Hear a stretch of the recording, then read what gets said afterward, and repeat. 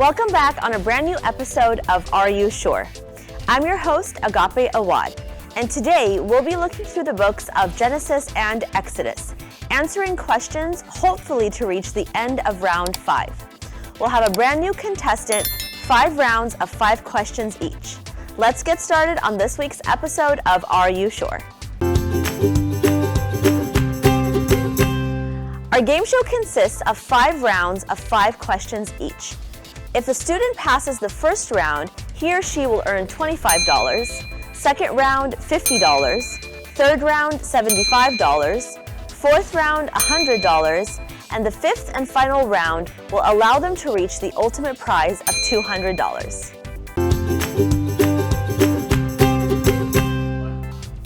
Let's meet our contestants for this week's episode of Are You Sure?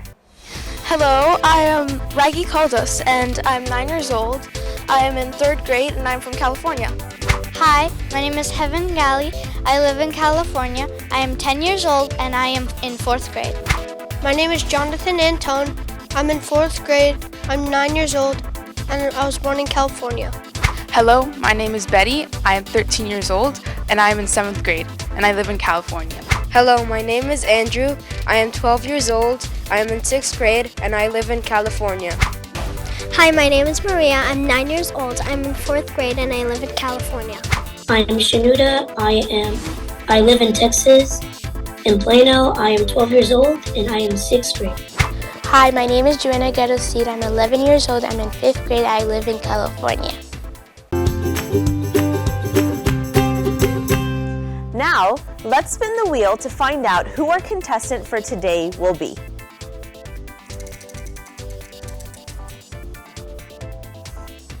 Maria. That's me.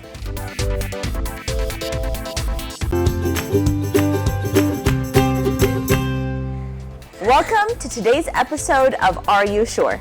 Today we have our contestant Maria, who is hoping to reach all the way to the end of the 5th round and win the ultimate cash prize of $200. Let's get to meet Maria and know a little bit more about her. Hi, my name is Maria. I'm 9 years old. I'm from 4th grade and my favorite hobby is reading. Reading? That's awesome. So did you read a lot in the Bible to study for today? Yes. Are you ready to get started on your game show? Yes. All right, let's get started with Maria. Let's get started with round 1, question number 1. Maria, from what did God create Adam? From the leaves of the trees, from the fruit of the land, or from the dust of the earth? Dust of the earth. Are you sure? Yes. Let's see the answer. That is correct. We know from Genesis 2:7, and the Lord God formed man out of the dust of the earth and breathed into his nostrils the breath of life, and man became a living being. Great job, Maria. Question number 2. Why did God create Eve for Adam? Because Adam was lonely and sad, because Adam was tired of doing all the work in the garden alone, or because Adam was afraid to live in the garden alone? Because Adam was lonely and sad. Are you sure? Yes. Let's see the answer. That is correct. The answer in Genesis 2:18 tells us, and the Lord God said, it is not good that man should be alone, and I will make a helper comparable to him. Great job, Maria. This is now question 3 of round 1. Are you ready? Yes. Question 3. What happened immediately after Adam and Eve ate of the forbidden fruit?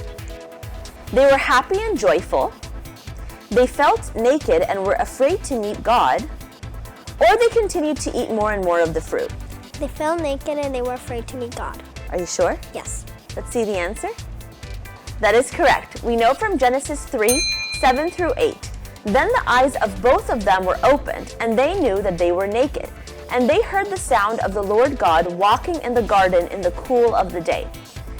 And Adam and his wife hid themselves from the presence of the Lord God amongst the trees of the garden.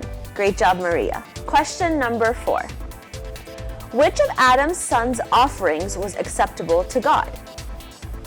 Abel's offering, which was the firstborn sheep, Cain's offering, which was crops from the field, or neither offering was accepted by God? Answer 1, Abel's firstborn sheep. Are you sure? Yes. Let's see the answer. That is correct. We know from Genesis 4:4-5, and the Lord respected Abel and his offering, but he did not respect Cain and his offering, and Cain was very angry. Great job, Maria. Question 5, and hopefully the end of round 1 and the beginning of round 2. What did God command Noah to build, and who was it for? To build a train and for his family, to build an ark and for his family and the animals, or to build a house for himself only? Answer 2, an ark for his family and animals. Are you sure? Yes. Let's see the answer. That is correct. We know from Genesis 6, make yourself an ark of gopher wood. Make rooms in the ark, and you shall go into the ark, you and your sons and your wife and your sons' wives with you.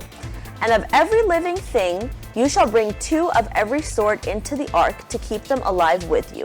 They shall be male and female. Great job, Maria. Maria has made it to the end of round 1. We are now going to start with round 2. Please be back after the short break.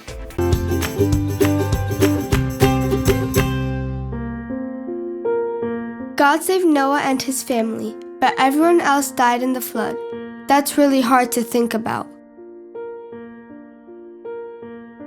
Why did God send a flood? What does this tell us about God's holiness? What is the sign that God made with the people? God flooded the world because he was so angry at all of the sin.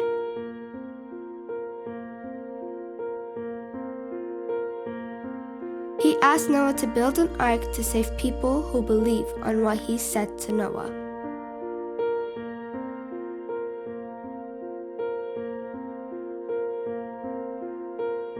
After the flood waters went down and Noah's family and all the animals believed the ark, God made a promise to Noah.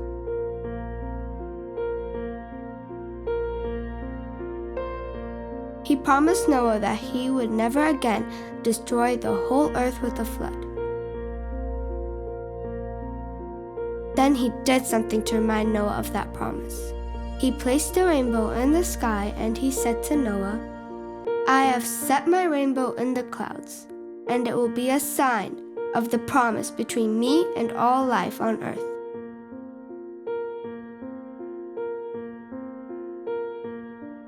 God said that every time he saw the rainbow, we would remember the promise that he, God, made.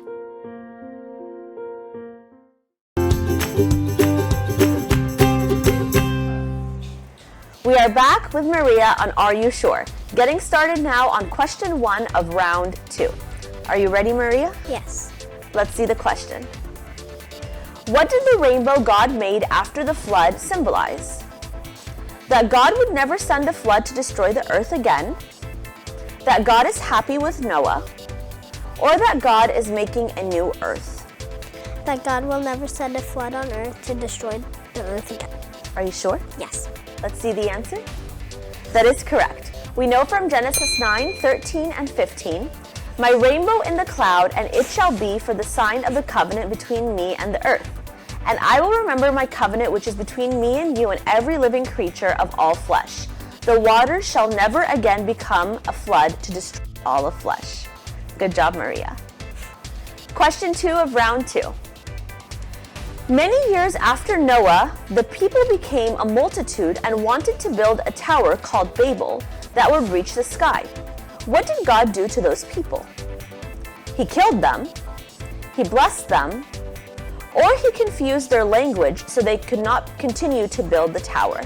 They confused their language so they could not continue building the tower. Are you sure? Yes. Let's take a look. Yes, that is the correct answer. Genesis 11:7-8 tells us, Come, let us go down there and confuse their language, that they may not understand one another's speech. So the Lord scattered them abroad from all over the face of the earth, and they ceased building the city. Great job, Maria. Question number 3. Who is Hagar, and how is she involved with Abram?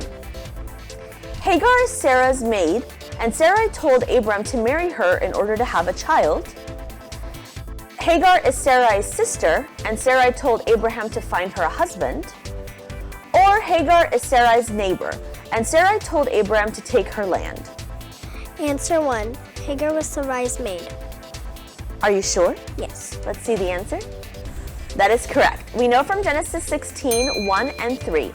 Now Sarai, Abram's wife, had bore him no children, and she had an Egyptian maidservant whose name was Hagar. Then Sarai, Abram's wife, took Hagar, her maid, the Egyptian, and gave her to husband Abram to be his wife. Great job. Question number 4. What is the name of Hagar's son? Ramses, Isaac, or Ishmael? Answer 3. Ishmael. Are you sure? Yes. Let's take a look. That is correct. We know from Genesis 16:11 that Hagar's son's name was Ishmael. Great job. Thank you. Question 5 and the final question in round 2, going then to round 3. Let's take a look. How old were Abraham and Sarah when they had their child? Abraham was 90 and Sarah was 80. Abraham was 100 and Sarah was 90.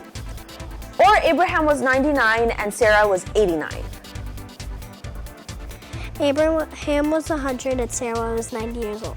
Are you sure? Yes. Let's take a look. That is correct. Genesis 21:5 records, Now Abraham was 100 years old when his son Isaac was born to him.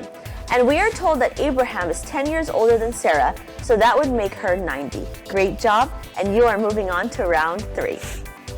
Thank you for joining us today on our episode of Are You Sure?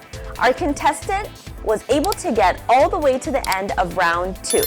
Maria answered 10 questions correctly from the book of Genesis, and in our next episode, we will continue with her in the first question of round 3. Please come back for Are You Sure on our next episode with Maria. Hi, my name That's me. A small lie. Hi, my name is Maria. I'm 9 years old and I'm Yeah,